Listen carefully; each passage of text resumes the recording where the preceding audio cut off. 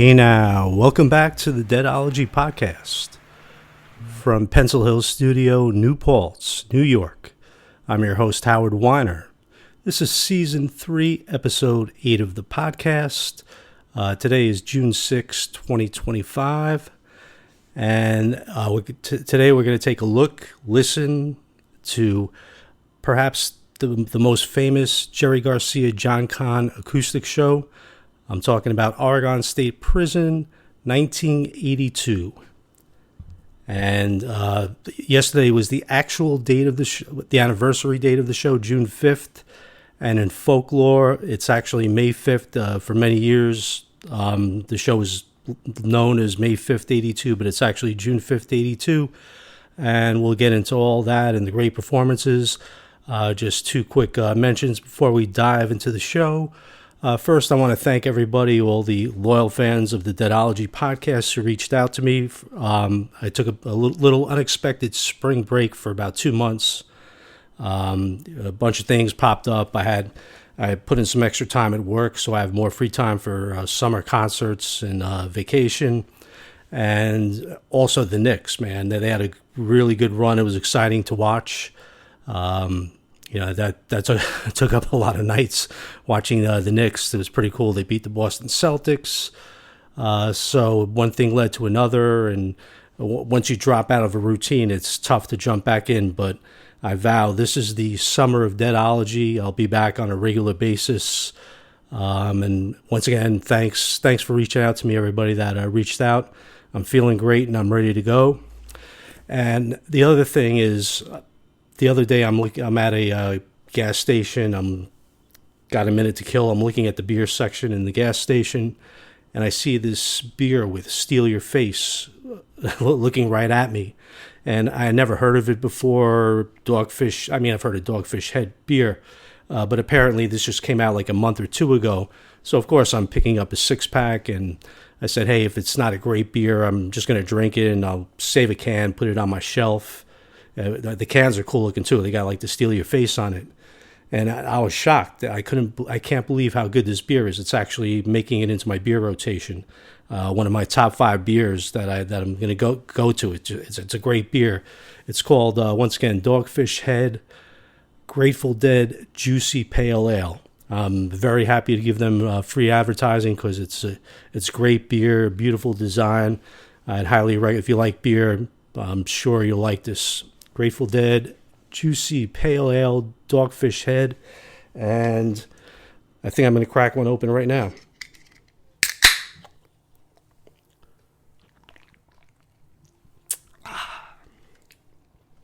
Very good indeed. All right, so let's get to the discrepancy in date on this amazing Garcia Kahn show. It was one of the most widely circulated bootleg acoustic shows from Garcia and Kahn, and with great reason also because it's amazing. I don't know if I've ever heard an acoustic show which just gets right to the point like this one does.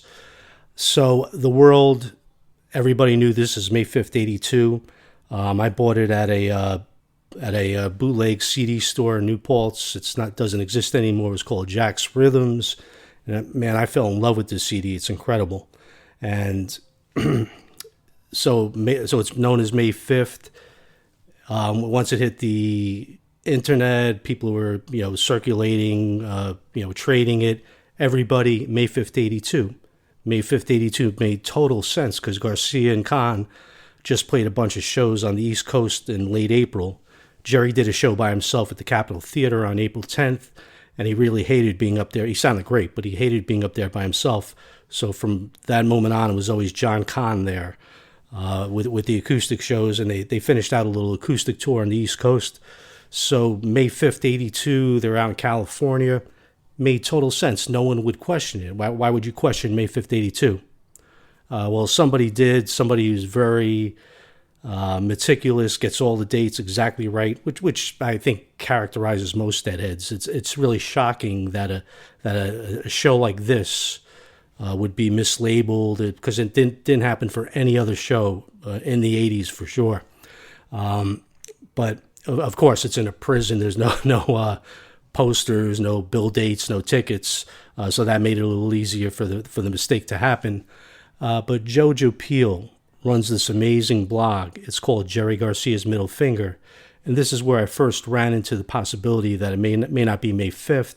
He put a post out suggesting why Garcia and Kahn had played the prisons in Salem. They had played Salem on June 5th. And I think they played another night out there. It would make sense that it was on this run. And he had a little bit more evidence, but it wasn't 100% solid. So I wasn't sure right away. And boy, was I rooting for it to be May 5th, because I've put YouTube videos up with this show on as May 5th. And even worse, in my book, Deadology, I have May 5th as an essential day in Grateful Dead history. I also mentioned this as May 5th there. And in my Positively Garcia, I chose this as the one acoustic representation in that book where I discussed the best Garcia band shows. I got it as May 5th in there. And I just love the date, May 5th. So I was totally rooting that he was wrong. May 5th, just love it. 5/5, Cinco de Mayo. I married ISIS on the 5th day of May. But there's the reality. And it's always going to live in folklore as May 5th. To this day, most people probably still know this is May 5th. But it's definitely June 5th. Joe updated his blog post with definitive evidence. He sent me something from the Grateful Dead archives, which 100% proved that it's June 5th. So there's no doubt.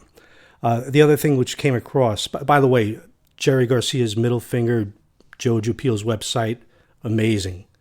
I'm sure a lot of you out there have been there, but it's an incredible, a very comfortable rabbit hole for deadheads to fall into. This guy comes up with the best information, not just posts about stuff that we all know. He always seems to get things, these unusual tidbits of information and interesting posts. So I'd recommend checking that site out. And even to follow up on this podcast, go over there and see what he has to say about the Garcia Kahn show from June 5th, 1982. But definitely in folklore, it is May 5th, 1982. So it's a beautiful show, just under an hour. Garcia and Kahn come out. They do Deep Ellum Blues. By the way, there was a promoter for this show in prison. It was one of the inmates who was getting a few different performers in there. Obviously, you couldn't get a band in there, but you got a few smaller performers, and he was a Grateful Dead fan. He got Garcia in there. And you can imagine Oregon State Prison in the 80s, people are in there for drug possession, selling drugs. So there's definitely Grateful Dead fans in there. So it must have been quite a treat. And the other thing which was revealed, I saw an article about the show. I think it was from a prison newspaper or something. The show was actually outside on a cloudy day in the afternoon. I had in my mind, as I listened to this for years, I had always envisioned it as being like an indoor concert. But that was another revelation that it was an outdoor show. So they open up with the Deep Ellum Blues. Have your $20 ready when that old policeman come. So the lyrics and the songs speak right to the prisoner population, the inmates, the outlaws. So Garcia probably didn't. He may have made a set list specifically for this occasion, but I doubt it. He could just the Grateful Dead or Garcia's regular acoustic repertoire perfectly fits a jailhouse performance. You wouldn't even need to tinker with it. And on this particular soundboard tape, which is a beauty, it starts off with Garcia and Kahn cooking. So you missed the first verse or two, but it's pretty cool. It just starts off there. They're on fire. Jerry's on top of it. He's at his best vocal. For me, 1982 is my favorite year of hearing Garcia sing. I think he really kept developing as a singer, and then his voice, went in the wrong direction. Too much smoke and abuse to his vocal cords. Even though he continued to kind of get better as a singer, his vocal cords couldn't carry it like he used to. So 82 is like a peak year. So his singing's beautiful on this. The playing's incredible, and it's not a typical relaxed Grateful Dead situation. So I think that added an extra kind of stimulant to the performance that makes it more intense. So you got this great deep Ellum to open up, and then the perfect second song for the inmates of Oregon State Penitentiary Friend of the Devil in the 2 spot. And let's jump into our first audio highlight right now.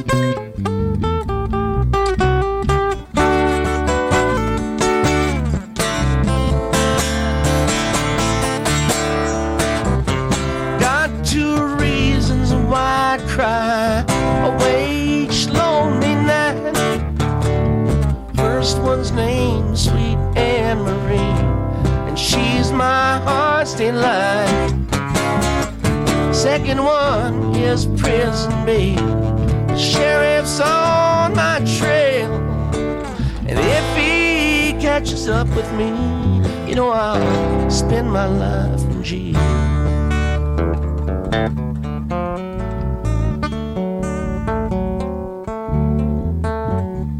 Got a wife in Chino Bay, one in Cherokee. First one says she got my child, but it don't look like me. Set out running, but I take my time. Friend of the devil is a friend of mine. I get home before daylight, just might get some sleep tonight.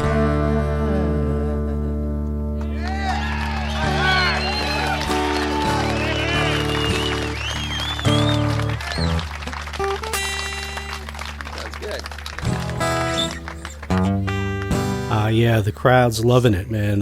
Good round of applause at the end of Friend of the Devil, I'm sure. This is one of the songs that the bunch of inmates knew, and they definitely appreciated it. Got 2 reasons why I cry away each lonely night. First one's named Sweet Anne Marie, she's my heart's delight. Second one is Prison Babe, sheriff's on my trail. If he catches up with me, I'll spend my life in jail. And just an amazing performance there from Garcia and Kahn. You could hear their acoustic playing. It's just so full sounding, and for 2 guys, Garcia's got that it's just such a smooth, rich tone. It stands out like Miles Davis playing the trumpet or Bob Dylan on harmonica. Now, there's a lot of people who kind of underestimate Dylan's harmonica playing, but nobody has the same tone, has that same kind of cool tone as Dylan has. And certain masters just have that. And Garcia on guitar, whether it's electric or acoustic, it's unmistakable. Which brings me to thinking about a cat I used to have, a little pretty calico cat. Her name was Face. And I would play Miles Davis, and the cat would go nuts, man. She'd be meowing. And, I could play anybody else. I could play Dizzy, Freddie Hubbard, Clifford Brown, Wynton Marsalis, Wallace Roney. It didn't matter who it was, no reaction. When Miles hit that trumpet, the cat would start meowing, and that's the way Garcia is. When Garcia plays, Deadheads just start meowing, man. It's such a beautiful tone, unlike anybody else. And awesome Friend of the Devil, second song of the night. Then we zip right into Jackarow, which had pretty much just been released on Reckoning, or recently released on Reckoning, acoustic version. The Dead first broke it out in 77 electric, and it turned into a pretty good electric tune. But there's nothing like this version here, just from the get-go. The Jacaro is unbelievable. Just the playing is so hot. But between Garcia and Kahn, and just to really appreciate how great of a bassist Kahn is, this is this show, or hearing a good acoustic soundboard, you could really hear how great he is, and how well the two of them work together. Man, what a team, Garcia and Kahn. But yeah, unbelievable. Jacaro and Garcia is just flying at this point. Yeah, so definitely a different feeling from the performer based on where he is. He probably didn't, Jerry probably didn't get to smoke as much as, or, do it at whatever drugs he might have been doing at the time. He probably couldn't sneak much into the jail. I'm sure he's got the cigarettes going, but yeah, a totally different sensory experience for Garcia and Kahn being in that situation, and it definitely benefited them. They were alert and totally on their money, playing as good as they could play. Great Jacaro, and keeping up with the theme. Like almost every song has some kind of tragedy or murder or outlaw activity in it. It would not make me tremble to see 10,000 fall. So moving along, song 4, go with an Elizabeth Cotten number, Oh Babe, It Ain't No Lie. Definitely like a relaxing, soothing song after the Hot Friend of the Devil and the Jack of the Row. Another beautiful, just what Garcia did with this song. Very relaxed and just gorgeous. That's the only word I could put to this. And once again, mentioning about being all around the world, and we'll get to all around this world later in the show. So beautiful, Oh Babe, It Ain't No Lie. And I think it's after this point, or it kind of slipped my mind which song he said it after, but an inmate yells out some kind of request about a tiger or something. And Jerry's like, I don't quite have that together. If only I had known. So he's in a good mood. He's joking around. And the inmates are loving Garcia, man, because he's very unpretentious. And, that's the type of guy, perfect for this type of show. In a prison, someone who empathizes but doesn't have to go out of his way because of the situation. And then next we get just everything. One of the things that makes this particular show so great is just the song selection. We're getting a Dylan song next, but going back to Friend of the Devil, this show, you got 3 of the greatest Garcia Hunter tunes ever. Friend of the Devil, Ripple, and Reuben and Cerise Encore, and they're all played perfectly. So how could this not be one of the greatest shows ever? I think that kind of locks it up right there. But moving on to the Dylan tune, it takes a lot. It takes a lot to laugh. It takes a train to cry. It takes a lot to laugh. It takes a train to cry. The title of that song will often trip me up. Great. Garcia was definitely into the hypnotic version that Dylan put out on Highway 61 Revisited. It's interesting when you listen to the Dylan outtakes from Highway 61. Most of them were revved up versions of Highway 61 with Bloomfield going nuts, and they're quite entertaining and enjoyable. They're great to hear. But Dylan really struck something when he did this more hypnotic version of Highway 61, and Garcia absolutely loves it. So he always patterns. For all the songs Garcia interprets, I say probably stays closer to Dylan on this particular song. It takes a lot to laugh than any other. And it's just beautiful to hear Garcia ripping the blues with Kahn. This is pure Jerry, man. When you hear Jerry and Kahn on a soundboard and they're on fire, awesome version of it. It takes a lot to laugh. It takes a train to cry. Actually, why not play a little taste of that for you? And we'll move on. This is not a long show. It's a little bit under an hour, I believe. And that's one of the things that kind of makes it so great. When sometimes when something's perfect, if it goes on too long, you lose that perfection. So I think the kind of concise show here adds to its folklore and the luster of it. So here's a little Garcia's take on a great Dylan blues tune from Highway 61 Revisited. Setting down over the sea. Don't my gal look fine when she's coming after me.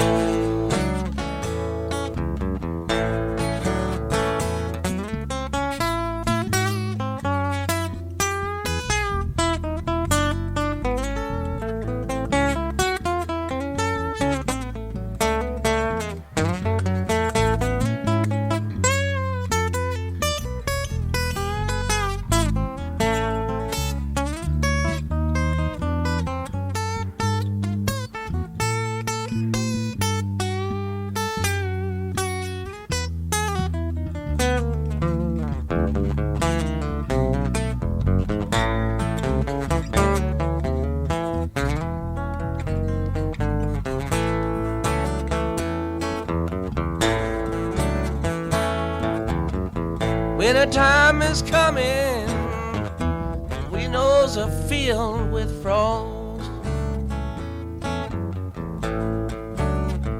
I tried to tell everybody, but I could not get across.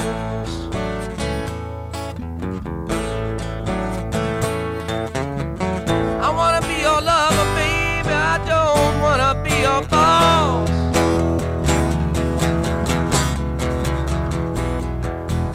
Say I didn't warn you when your train gets closed. Don't say I didn't warn you when your train gets lost. Don't say I didn't warn you when your train gets lost. From the Great Ones Playbook, Bob Dylan, we now move to the Garcia Hunter songbook for a little Run for the Roses, keeping the prisoners updated on what Jerry and Hunter have been up to. This is their most recent edition, along with Valerie, which we'll also hear later in this show. And my thoughts on Run for the Roses, when I would hear this electric, it would usually come before Dear Prudence, maybe after Don't Let Go, before Don't Let Go. And it always was almost like a little bit of a very good song, but always almost like a little bit of a downer compared to how hot the other Garcia songs were. So as in an electric show, it was never one of my favorites to see. Now, when you put it in an acoustic show, and the whole spectrum changes, because then it's just pretty much the song. And what a great song it is. I love the lyrics. I actually think the song itself is brilliant. And the way they perform that here, just Run for the Roses really hits the spot in this particular set, where it's placed after It Takes a Lot to Laugh and before Ripple. And by the way, Ripple is going to be out of place here because usually Ripple will be an encore or the set ender, but it's kind of right in the middle of the show. So the Run for the Roses, I love this. The way Garcia and Kahn perform this. And hey, let's jump right in. And we're going to take a nice little musical break here because we'll hear the end of Run for Roses, and then Ripple comes up next. And it would be Deadology Malpractice to cut Ripple. So we're going to hear the end of Run for the Roses, followed by Ripple. Enjoy.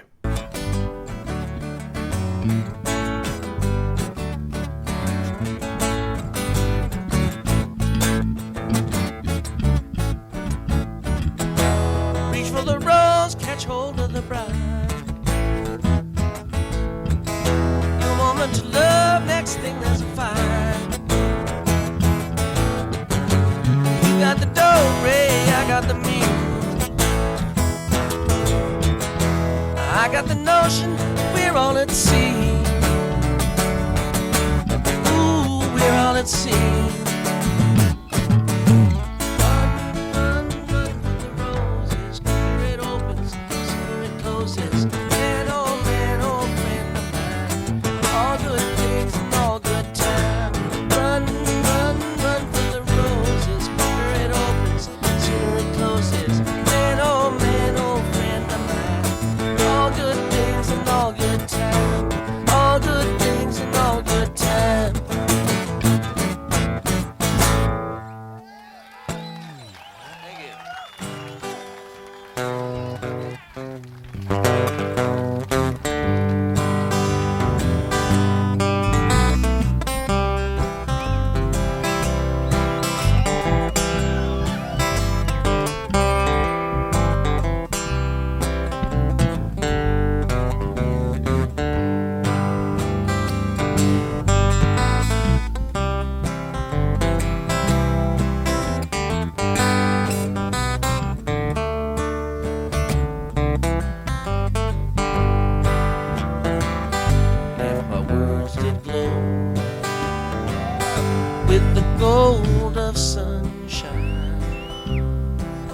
and my tunes were played on the harp unstrung. Would you hear my voice come through the music? Would you hold it near as it were your own? It's a hand-me-down. The thoughts are broken, perhaps they're better left unsung. I don't know, don't really care. Let there be songs to fill the air. Ripple in still water when there is no pebble tossed, no wind to blow. Reach out your hand. If your cup is empty, if your cup is full, maybe again let it be known there is a fountain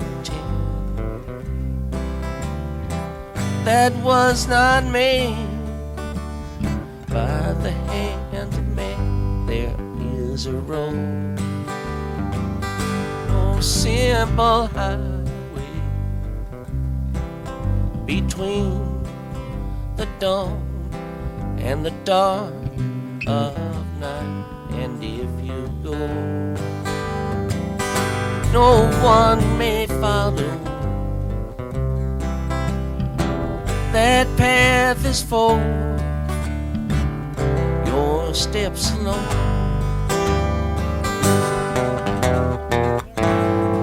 Ripple in still water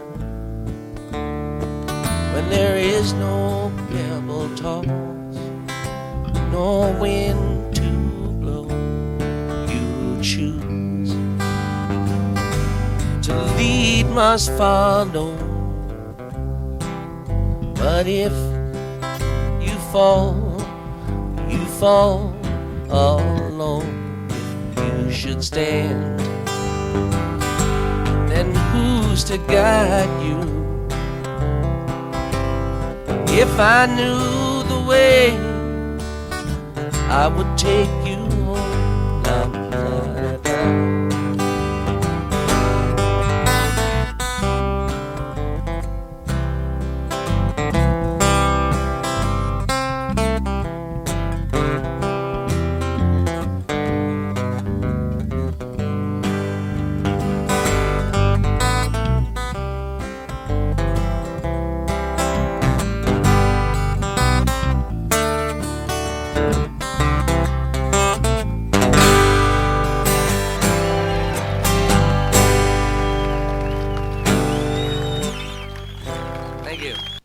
Hey, you'll notice at the end there that Jerry doesn't sing the la da da da da, the ending part, but he does sing it with his acoustic guitar.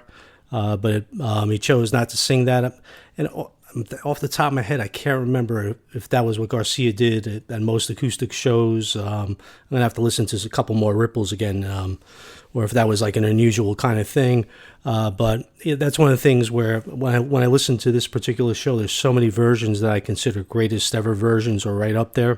The ripple's not one of them, even though it's amazing. And wow, you could hear just the audience, the inmates. They were restless. There were no uprising, but just shouts of joy as Jerry was doing Ripple. Man, just imagine being in prison and not having access to live music and just hearing one of the greatest songs ever. Just about the wonders of nature, the wonders of music. And you're out there. I mean, I'd imagine there had to be inmates in tears out there, hearing that amazing Ripple from Garcia and Kahn.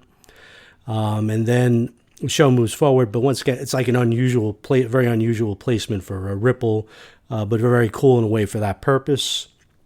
Moving forward, we kind of get back to the the acoustic grind and outlaw feel, folk ballad touch that the Dead and Garcia is so well known for. And they do All Around This World, another amazing version. They're just Garcia and Kahn are just so on the money this day. Once again, the lyrics keeping right in with the theme of the show: 6-shooter in my hand, hang me, oh hang me, so I'll be dead and gone. All around the world, all around this world, just always been one of my favorite acoustic tunes. I remember first hearing that on Bear's Choice, the official release from the Fillmore East, 1970. Very cool tune, definitely fit the spot right here. And going from that traditional number, early Grateful Dead number, they go right back to another new song, keeping the prisoners updated on the latest happenings in the Garcia Hunter writing world. Valerie, and you guys and ladies who listen to this show know how much I love this song. I think it's the most underrated song, Garcia Hunter song for sure. And this is just another outstanding version. It sounds so great acoustic.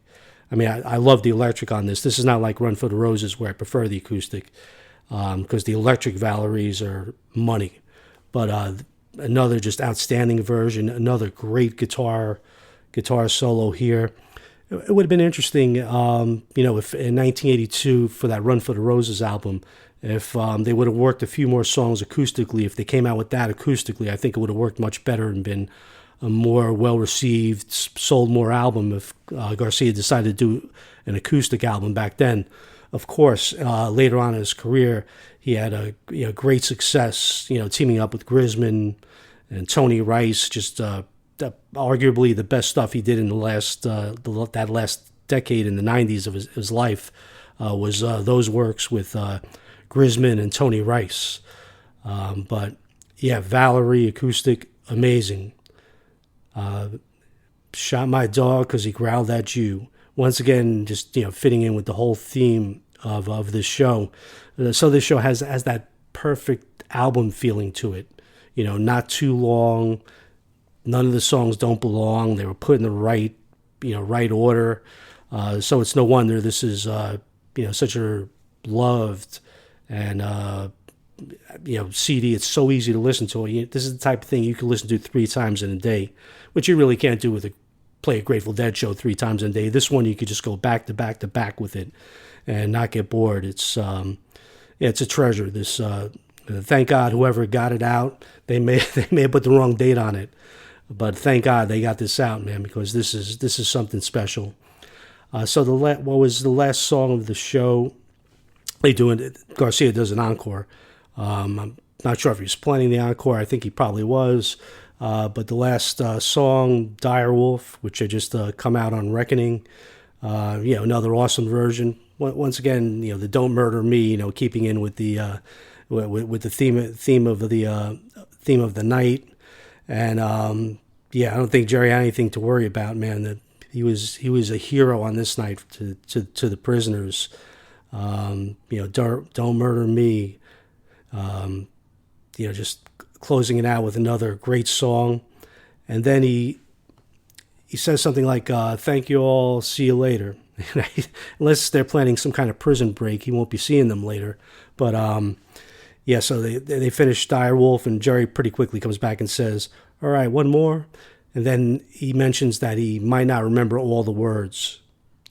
And they had just started playing Reuben and Cerise again, did it a couple times on the East Coast. So, I mean, it's a wordy song, and it's a good thing he said that, because this is the most perfect version. He remembered every lyric, so it was just, this is just an absolute perfection, this Reuben and Cerise. This would not be the best acoustic show ever, but however you want to rank it, or rank these things. But you could not consider this the greatest show ever if it didn't have this Reuben and Cerise. This is the highlight of the show. It's brilliant, man. This is definitely the best version I've ever heard. Electric, acoustic, just acoustically, it sounds so amazing. Unbelievable lyrics, and this song, because it was played by the Grateful Dead, they brought it back. The Grateful Dead played it a few times in the '90s, but it didn't get the same probably respect or admiration as "Friend of the Devil" or "Ripple" because it just wasn't played by it was a song that was on a Garcia album, "Cats Under the Stars."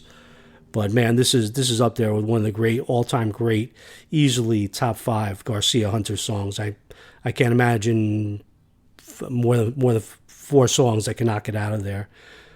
Just a unbelievable song, and we're going to play that whole thing for you. That's going to be the outro, the entire Reuben and Cerise. Yes, stick in for that, man. I'm sure you're going to enjoy it. Hey, man, this is great, man. I apologize for not doing this. I was out for about 2 months. I didn't do a podcast, but I'm 100% back in, man. I'm going to be back in next week. I have all kinds of ideas for the shows. I've downloaded tracks. I'm ready to go, man. So very excited to get back into the swing of things here. Hey, thanks for listening. My website, tangledupintunes.com. Books available on Amazon. You got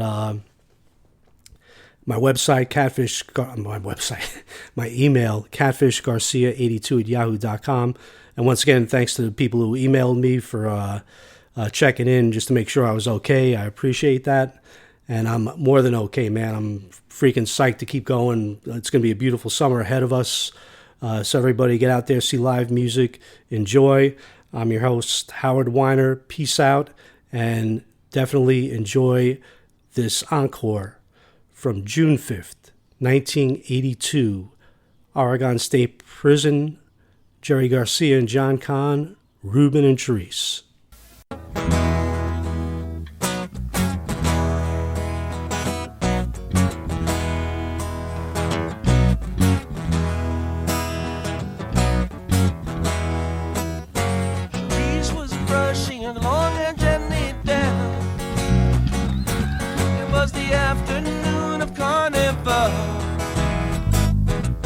As she brushes it gently down,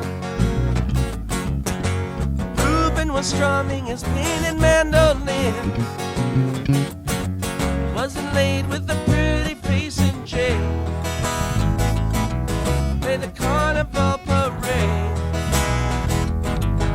Cerise was dressing as pirouette in white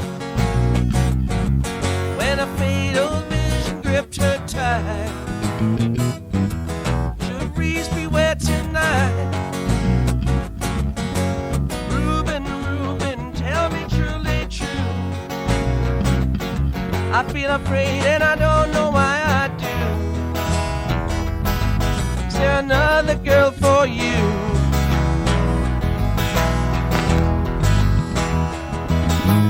If you could see my heart, you would know it's true.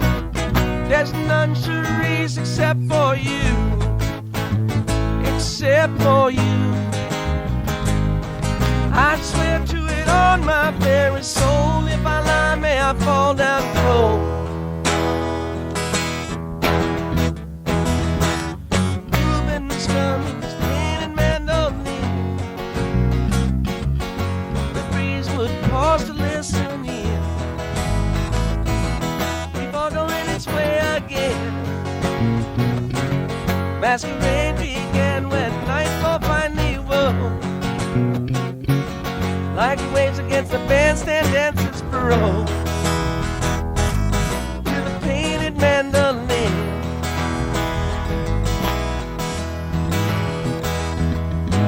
Looking out on the crowd who was standing there, sweet Ruby Claire at Reuben stare, at Reuben stare.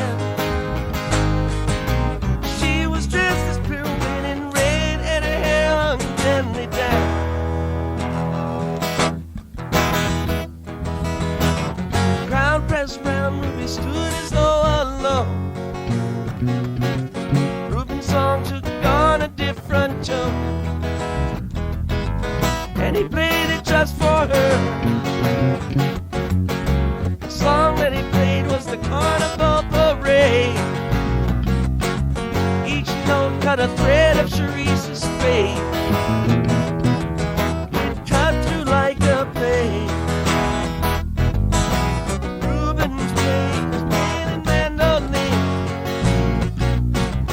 When Ruby froze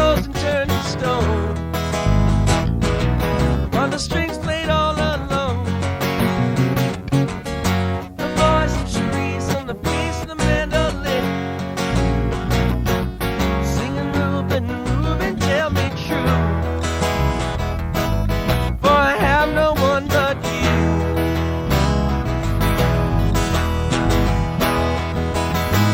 If you could see my heart, you would know it's true. There's none Cerise except for you, except for you.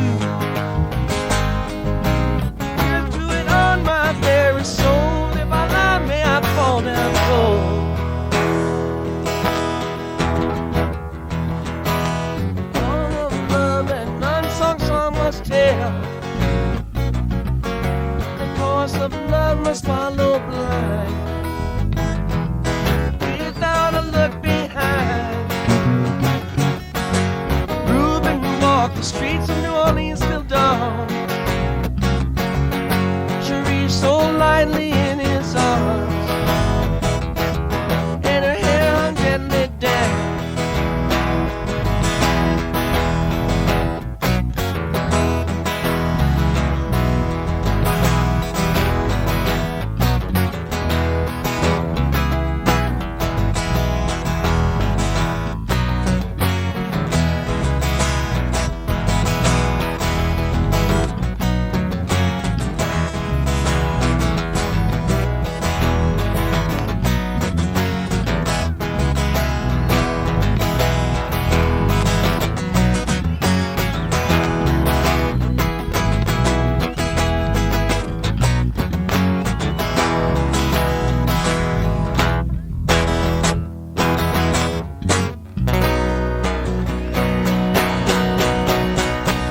Thanks a lot. Thank you. Nice playing for you guys.